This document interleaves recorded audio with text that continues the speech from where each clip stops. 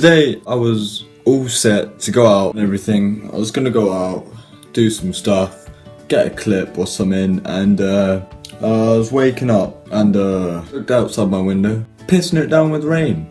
Some like next storm just outside my house. My dad walks in and goes, "Look outside, you're seeing that?" I kid you not, that palm tree looking thing outside my house was about to fall over. It was going down. But yeah, I was excited to go out, get some clips and everything, but no, I can't. I don't know. I think I'm gonna do a reaction video. So time to put the hat on, which is ultimate.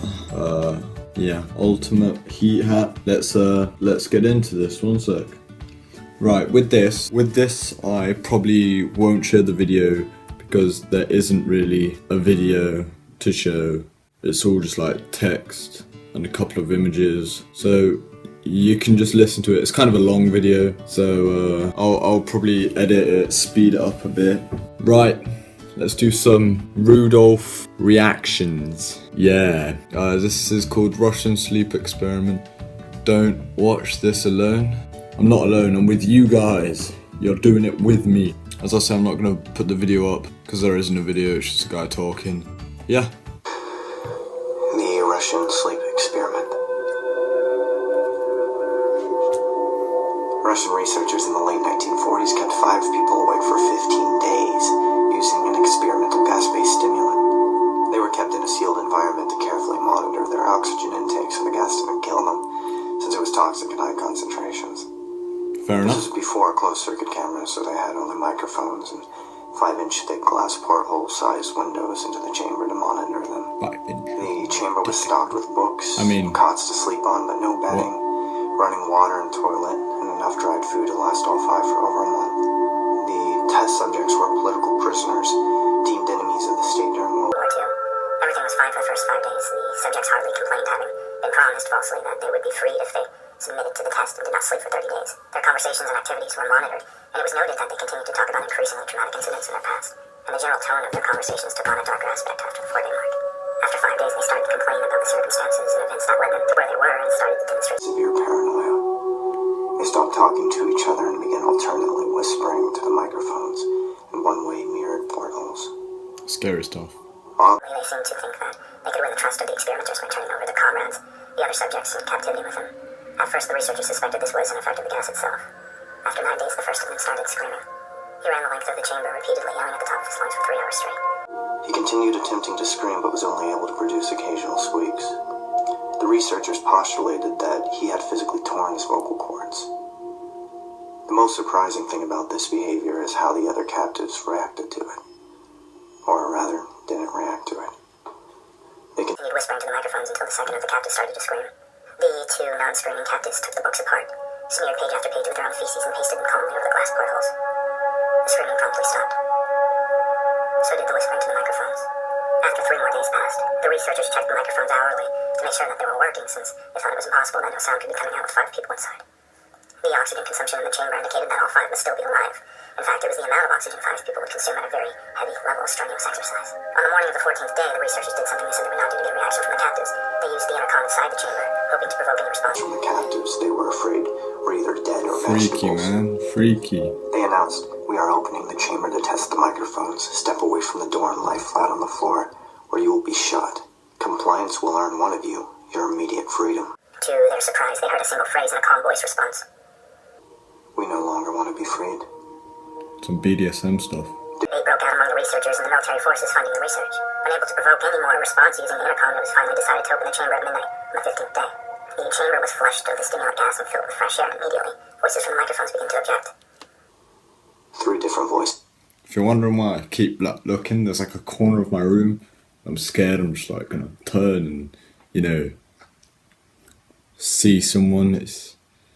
began begging as if pleading for the life of their loved ones to turn the gas back on. The chamber was open and soldiers sent in to retrieve the test subjects. They began to scream louder than ever, and so did the soldiers when they saw what was inside. 4 of the 5 subjects were still alive, although no one could rightly call the state that any of them in life. The food rations past day 5 had not been so much as touched. There were chunks of meat from the dead test subjects' thighs and chests stuffed into the drain in the center of the chamber, blocking the drain and allowing 4 inches of water to accumulate on the floor. Precisely how much of the water on the floor was actually blood was never determined. All 4 surviving test subjects also had large portions of muscle and skin torn away from their bodies. The destruction of flesh and exposed bone on their fingertips indicated that the wounds were inflicted by hand, not with teeth as researchers had initially thought. Closer examination of the position and angles of the wounds indicated that most, if not all of them, were self-inflicted. The abdominal organs below the rib cage of all 4 test subjects had been removed. While the heart, lungs, and diaphragm remained in place, the skin and most of the muscles attached to the ribs had been ripped off, exposing the lungs through the rib cage. All of the blood vessels and organs remained intact. They had just been taken out and laid on the floor, fanning out around the eviscerated but still living bodies of the subjects. The digestive tract of all 4 could be seen to be working, digesting food. So these people had taken out their internal organs, put them on the floor, and they were still working. Imagine seeing that. Ugh.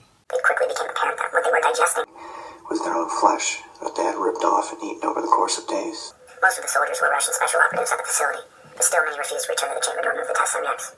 They continued to scream to be left in the chamber and alternately begged and demanded that the gas be turned back on, lest they fall asleep. To everyone's surprise, the test subjects put up a fierce fight in the process of being removed from the chamber. One of the Russian soldiers died from having his throat ripped out. Another was gravely injured by having his testicles ripped off and an artery in his leg severed by one of the subject's teeth. Another 5 of the soldiers lost their lives if you count the ones that committed suicide in the weeks following the event. In the struggle, one of the 4 living subjects had his spleen ruptured, and he bled out almost immediately. The medical researchers attempted to sedate him, but this proved impossible. He was injected with more than 10 times the human dose of a morphine derivative and still fought like a cornered animal, breaking the ribs and arm of one doctor. His heart was seen to beat for a full 2 minutes before he had bled out, to the point that there was no more air in his vascular system in the blood. Even after it stopped, he continued to scream and flail for another 3 minutes, struggling to attack anyone in reach and just repeating the word more, over and over, weaker and weaker, until he finally fell silent. The surviving 3 test subjects were heavily restrained and moved to a medical facility, the 2 with intact vocal cords continuously begging for the gas, demanding to be kept awake. The most injured of the 3 was taken to the only surgical operating room that the facility had. In the process of preparing the subject to have his organs placed back within his body, it was found that he was effectively immune to the sedative they had given him to prepare him for the surgery. He fought furiously against the restraints when the anesthetic gas had brought to put him under. He managed to tear most of his way through a 4-inch wide leather strap on one wrist, even though the weight of a 200-pound soldier was holding that wrist as well. It took only a little more anesthetic than normal to put him under, and the instant his eyelids fluttered and closed, his heart stopped. In the autopsy of the test subject that died on the operating table was found that his blood had tripled the normal level of oxygen. His muscles that were still attached to his skeleton were badly torn and had broken 9 bones in the struggle not to be subdued. Most of them were from the forces. So this guy had... This guy had torn muscles, broken bones, and he still broke through a 4-inch strap and a 200-pound guard. Dude, that's insane. You won't like him when he's angry. Had exerted on them. The second survivor had been the first of the group of 5 to start screaming. His vocal cords destroyed, he was unable to beg or object to surgery, and he only reacted by shaking his head violently in disapproval when the anesthetic gas was brought near him. He shook his head yes when someone suggested reluctantly. But they tried the surgery without anesthetic.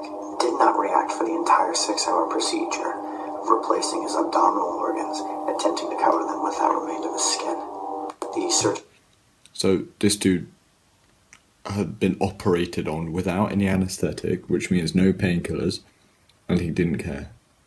Not feeling no pain. These guys are tanks. The presiding stated repeatedly that it should be medically possible for the patient to still be alive. One terrified nurse assisting with surgery stated that she had seen the patient's mouth curl into a smile several times. Whenever his eyes met hers. That's creepy. So they were operating on him, and then when another woman doctor looked at him, and he looked at her, he was just like, "Yeah, fam, man's getting operated on, innit?" I'd be out there. I'd be gone. No, sir, no. When the surgery ended, the subject looked at the surgeon and began to wheeze loudly, pretending to talk while struggling. Assuming this must be something of drastic importance, the surgeon had a pen and pad fetched so the patient could write his message. That's fair. It was simple. Keep cutting. The other 2 test subjects were given the same surgery, both without You wanted more. anesthetic as well. Although they had to be injected with a paralytic for the duration of the operation, the surgeon found it impossible to perform the operation while the patients laughed continuously. Once paralyzed, the subjects could only follow the attending researchers with their eyes. The paralytic cleared their system in an abnormally short period of time, and they were soon trying to escape their bonds. The moment they could speak, they were again asking for the stimulant gas. The researchers tried asking why they had injured themselves, why they had ripped out their own guts, and why they wanted to be given the gas again. Only one response was given. I must remain awake. All 3 subjects' restraints were reinforced and they were placed back into the chamber, awaiting determination as to what should be done with them. The researchers, facing the wrath of their military benefactors for having failed the stated goals of their project, considered euthanizing the surviving subjects. The That's commanding fair. officer and ex-KGB instead saw potential and wanted to see what would happen if they were put back on the gas. The researchers strongly objected but were overruled. Right, so if you don't know, euthanasia, they wanted to euthanize them, which is basically when if someone can't commit suicide, but it's deemed that it's best for them, so if they're blind and deaf, there's not really anything you can do. Euthanasia is where there's a decision where you can kill someone or help them commit suicide in their best interests. So the doctors wanted to do this to the patients, but they were overruled by like the government or something. Preparation for being sealed in the chamber again, the subjects were connected to an EEG monitor and had their restraints padded for long-term confinement. To everyone's surprise, all 3 stopped struggling the moment it was let slip that they were going back on the gas. It was obvious that at this point all 3 were putting up a great struggle to stay awake. One of the subjects that could speak was humming loudly and continuously. The mute subject was straining his legs against the leather bonds with all his might. First left, then right, and left again for something to focus on.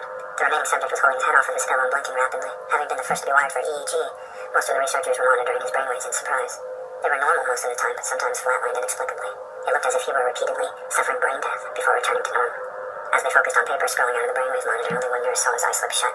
At the same moment, his head hit the pillow. His brainwaves immediately changed to that of deep sleep, then flatlined for the last time as his heart simultaneously stopped.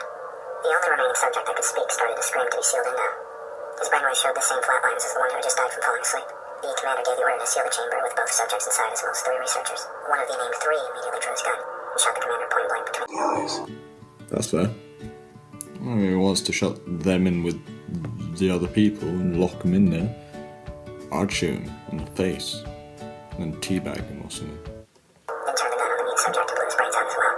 He pointed his gun at the remaining subject, still restrained to a bed, as the remaining members of the medical and research team fled the room. I won't be locked in here with these things, not with you. He screamed at the man strapped to the table. What are you? What are you? He demanded. I must know. The subject smiled. Have you forgotten so easily? We are you. We are you. We are the madness that lurks within you, begging to be free at every moment in your deepest animal mind. We are what you hide from in your beds every night. We are what you sedate into silence and paralysis when you go to the nocturnal haven where we cannot tread. The researcher paused, then aimed at the subject's heart and fired. The EEG flatlined as the subject weakly choked out. Oh, so I shot him. Free. Message at the end. Right, that's some freaky stuff, not gonna lie. Damn. And yeah, don't do any more late nights. Go to sleep, don't stay up for ages, ever. Just don't do it. Turn into some cannibal maniac. Dude, I don't know, that was disgusting, not gonna lie. Yeah, anyway, I'm probably not gonna sleep tonight, that's some scary stuff, but like, subscribe, and peace.